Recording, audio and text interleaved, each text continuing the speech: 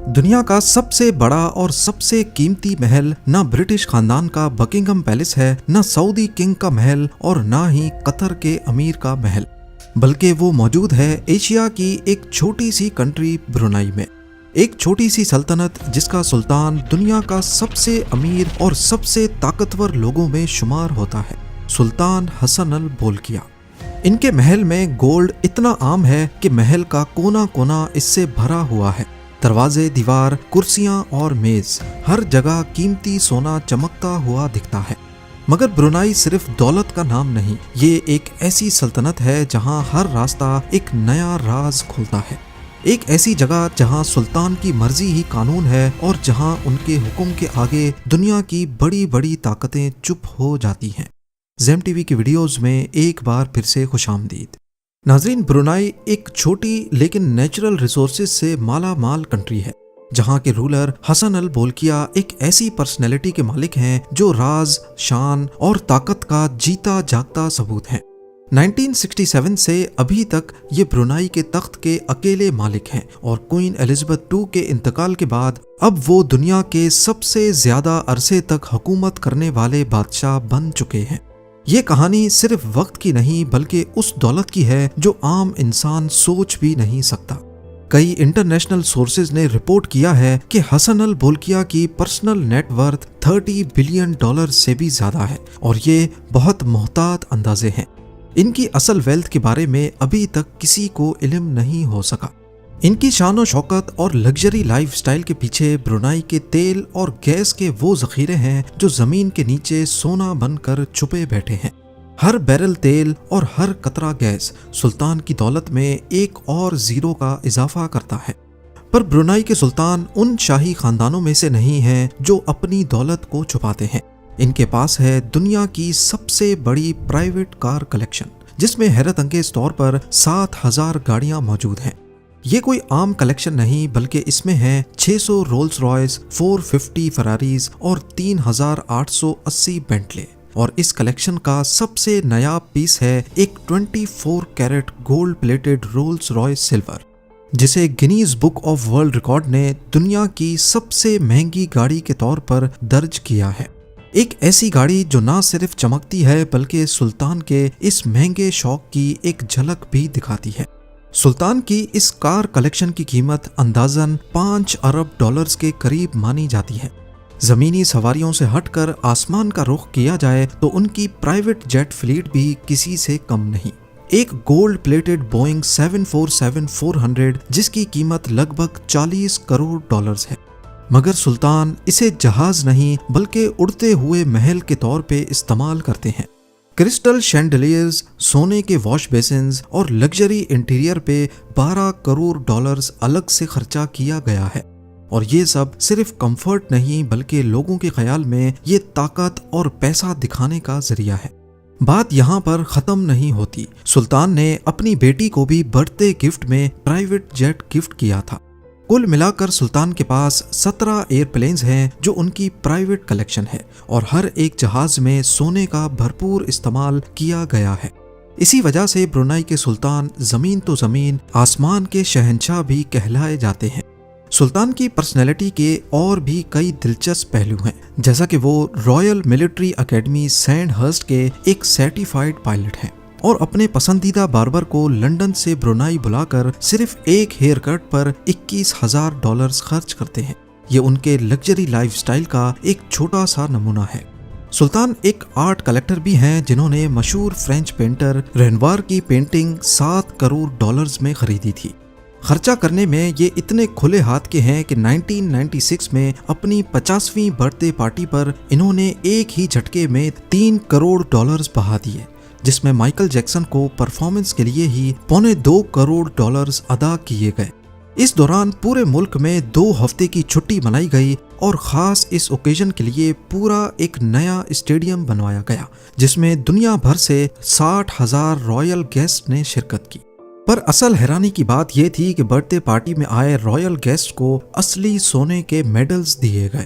महल की बात की जाए तो ये फिलिपिनो आर्किटेक्ट लियांड्रो लॉक्सिन्स ने डिजाइन किया, जबकि इंटीरियर डिजाइन ख्वान च्यू से डिजाइन करवाया गया, जिन्होंने मशहूर जमाना बुर्जुल अरब को भी डिजाइन किया था।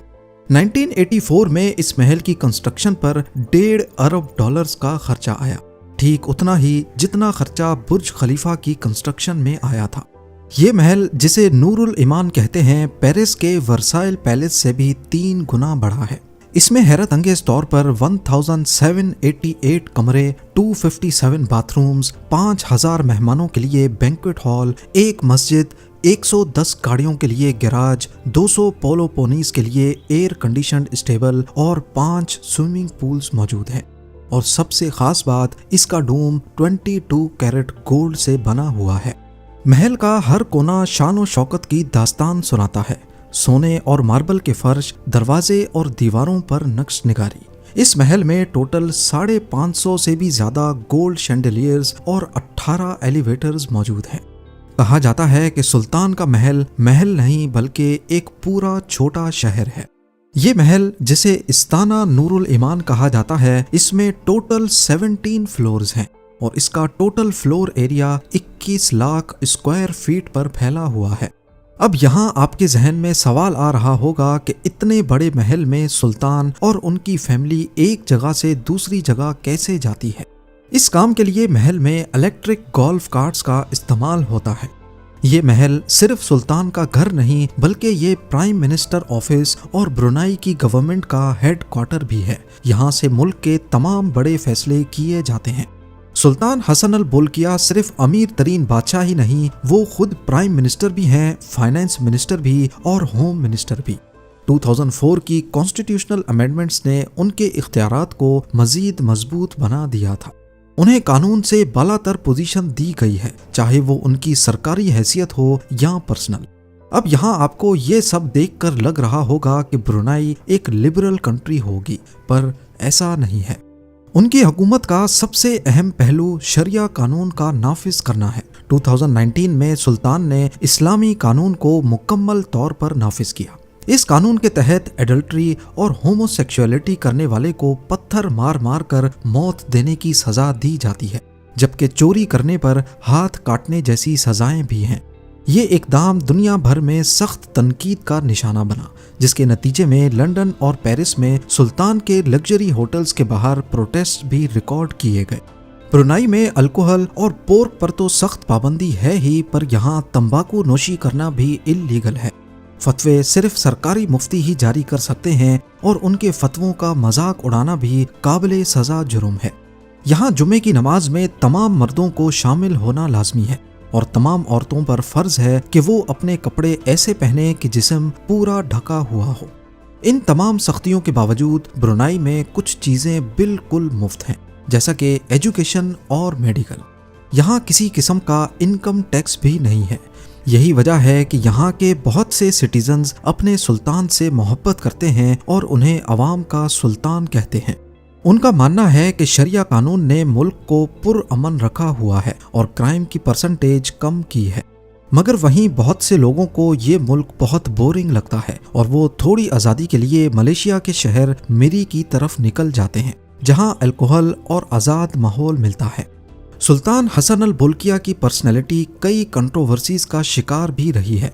उन पर इल्ज़ाम लगा था कि वो अपने भाई जाफरी के साथ प्राइवेट पार्टीज में शामिल होते रहे हैं।